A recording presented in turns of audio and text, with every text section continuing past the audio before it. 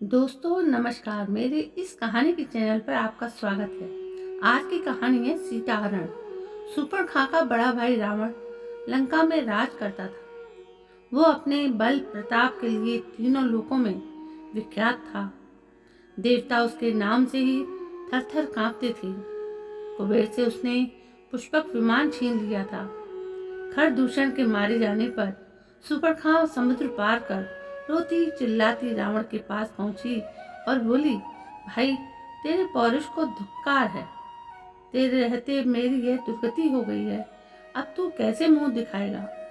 इतना कहकर शूर्पणखा पछाड़ खाकर गिर पड़ी। रावण ने शूर्पणखा को उठाया और पूछा, किसने तेरी नाक काटी है? किसके सिर पर काल मंडरा रहा है? बता तो सही। शूर्पणखा ने सारा हाल कह सुनाया। राम लक्ष्मण के बल और रूप की प्रशंसा करते हुए उसने कहा कि उनके साथ एक परम सुंदर स्त्री भी है।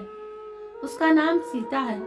मैंने समझा कि ऐसी सुंदरी स्त्री लंका के राजमहल की योग्य है। उसे मैं तुम्हारे लिए लाना चाहती थी।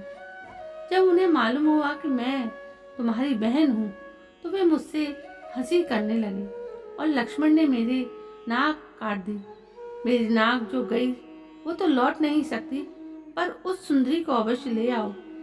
बैरी की चुनौती स्वीकार करो। खरदूषण की मृत्यु के समाचार से रावण पहले तो कुछ घबराया, फिर उसने शूर्पणखा को समझा बुझाकर सीता को ले आने का निश्चय कर लिया। उसने तुरंत अपना आकाशगामी रथ मंगाया और उसमें अकेले ही बैठकर समुद्र पार कर मारीच के पास पहुंचा। विश्वामित्र के आश्रम में श्री राम के बाण से चोट खाकर मारीच समुद्र के किनारे तप करने लगा था। मारीच ने राक्षस राज का उचित सत्कार किया और इस तरह आने का कारण पूछा। रावण ने मारीच को पूरी कहानी बताकर अपना आशय बताया और कहा कि सीताहरण में तुम मेरी सहायता करो। सोने का हिरण बनकर तुम राम लक्ष्मण को आश्रम से दूर ले जाओ, तभी मैं सीता को हर लाऊंगा। स्त्री के वियोग में राम या तो अपने आप मर जाएंगे या उनका बल क्षीण हो जाएगा। तब मैं उसे सहज ही जीत लूंगा। रावण की बात सुनकर मारीच के प्राण सूख गए। उसने राम के बाण की घटना सुनाकर कहा कि अब तो वो जब कोई राम का नाम लेता है अथवा अक्षर वाला कोई शब्द रथ, राजा, रत्न आदि बोलता है तो राह सुनते ही मुझे कपकपी लग जाती है।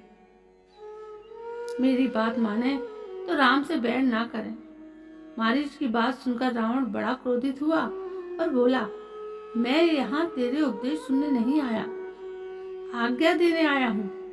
हो सकता है कि राम के बाण से तू बच जाए, लेकिन यदि मेरी बात नहीं मानी तो मैं तुझे अभी मार दूंगा। मारीच को विवश होकर रावण की बात माननी पड़ी। रथ में बैठकर दोनों पंचवटी पहुंचे और मारीच सोने का हिरण बनकर राम की कुटी के आसपास घूमने लगा। रावण पेड़ों के झुरमुट में छुप गया। सोने के विचित्र हिरण को देखकर सीता उस पर मुग्ध हो गई। उन्होंने राम से उसको पकड़ने का आग्रह किया। राम को कुछ संदेह तो हुआ, परंतु सीता के कहने पर वे उसके पीछे चल पड़े। लुकता छिपता मारीच राम को बहुत दूर ले गया। उसे पकड़ने का राम ने बहुत प्रयत्न किया, परंतु वो पकड़ में नहीं आया।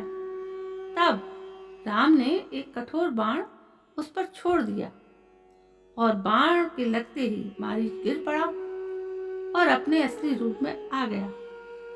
राम की बोली में वो जोर से चिल्लाया, हा सीते, हा लक्ष्मण, मैं मरा। राम की पुकार सुनते ही सीता लक्ष्मण से बोली, भाई संकट में है, जल्दी जाओ।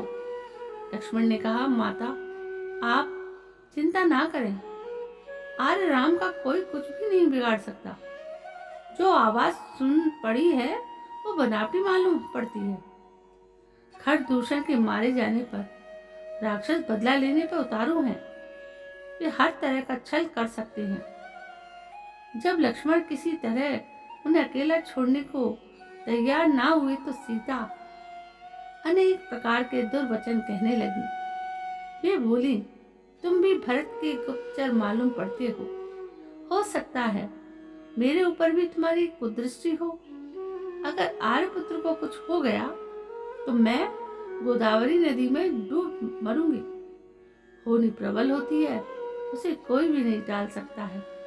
इन कठोर वचनों से आहत होकर लक्ष्मण राम की खोज में चल पड़े। रावण ऐसे ही अवसर की तलाश में छिपा बैठा था। सन्यासी का भेष बनाकर वो सीता जी की कुटी का पर वेद मंत्र बोलते हुए आ गया। सीता जी ने उचित अतिथि सत्कार किया। तब रावण ने अपना नाम बताया और लंका चलने के लिए सीता जी से कहा, लेकिन सीता जी ने उसे डांटा और राम का डर दिखाया।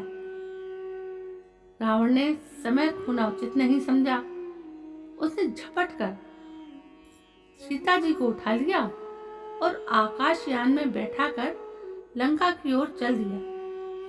सीता जी हा राम हा लक्ष्मण चिल्लाती हुई रोती जाती थी। प्रत्येक वृक्ष, पहाड़, पशु पक्षी से वे निवेदन करती कि वे राम को बता दें कि लंका का राजा रावण तुम्हारी प्यारी सीता को पकड़ ले गया है।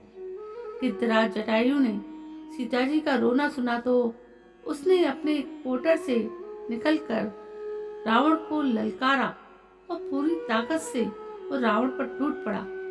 उसने रावण का कवच काट डाला और उसे घायल कर दिया। जटायु ने रावण के धनुष बाण काट डाले और उसका रथ भी तोड़ फोड़ डाला। तब रावण ने तलवार से जटायु के पंख काट डाले और सीता को लेकर लंका की ओर चल दिया। रास्ते में सीता ने एक पहाड़ की चोटी पर कुछ बंदरों को बैठे देखा। रावण की आंख बचाकर उन्होंने अपने कुछ आभूषण एक कपड़े में बांधकर पोटली बनाकर पहाड़ की चोटी पर गिरा दिए। लंका पहुंचकर रावण ने सीता को अपना सारा राजमहल दिखाया और कहा, ये सब तुम्हारा है।